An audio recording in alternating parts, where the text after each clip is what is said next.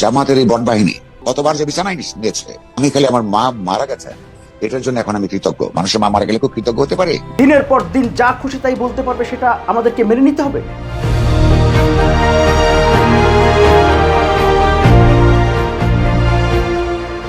আমাদের সমাজ, আমাদের রাজনীতি কতটা নোংরা এবং কতটা অসামাজিক হয়ে গেছে, আমরা আসলে কোন পর্যায়ে কোন দিকে যাচ্ছি।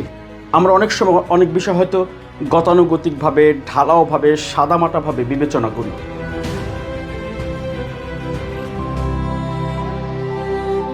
ছবি আমি একটু আগে দেখলাম, মাসুদ সাইদি, মাওলানা দেলোয়ার হোসেন সাইদি সাহেবের সন্তান, উনি মালয়েশিয়াতে মির্জা আব্বাসের সাথে দেখা করতে গিয়েছেন। কিন্তু এই মাসুদ সাইদি, ওনাদের দলের নেতা কর্মী সমর্থকরা এতদিন কি প্রচারণা প্রোপাগান্ডা চালিয়েছে বলেন তো? মির্জা আব্বাস থেকে নাকি কোন দেশে কারা নিয়ে গেছে, কি হাদি হত্যায়।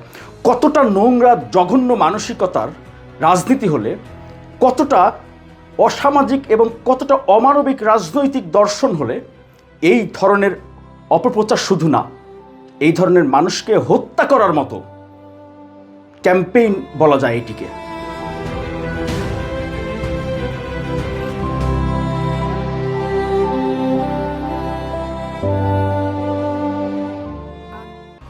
রীতিমতো যেই ধরনের ভাষা ব্যবহার করে সেই নির্বাচনের আগে থেকেই মির্জা আব্বাসের মতো একজন প্রবীণ রাজনীতিককে বিনা কারণে, বিনা দোষে তার বিরুদ্ধে যেই ধরনের কথা বলা হয়েছে, সমাজে কোনো রকম কোনো প্রতিকার বা কোনো রকম কোনো ব্যবস্থা চাওয়ার মতো জায়গা নেই।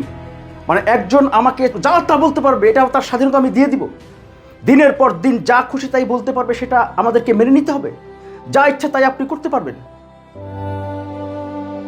সাংবাদিক নুরুল কবির একদিন আক্ষেপ করে বলেছিলেন যে আমার মা মরে গিয়ে বেঁচে গেছেন, নাহলে এই জামাত শিবিরের সমর্থকরা তাদের বিছানায় নিয়েছে, এটা আমার মাকে দেখতে হয় নাই। আমার এই বৃদ্ধা মাকে জামাতের এই বনবাহিনী যে অশ্লীল ভাষায় এই বৃদ্ধা মাকে কত মানুষ কতবার যে বিছানায় নিয়েছে, আমি সৌভাগ্য আমার মার চোখে এটা দেখতে হয় নাই।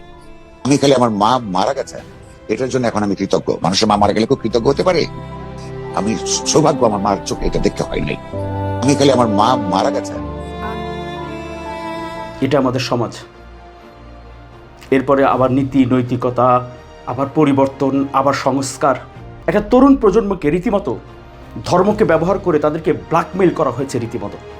ওই ধর্মীয় রাজনৈতিক দলগুলো, ধর্মভিত্তিক বা ধর্মকেন্দ্রিক রাজনৈতিক দলগুলো, নেতারা যা বলেন, তরুণ প্রজন্মের একটা অংশ, বড় একটি অংশ, তারা সেটি বিশ্বাস করেন। আমি নিজেও অবাক হই এই তরুণ প্রজন্মের এই ধরনের মানসিকতা দেখে।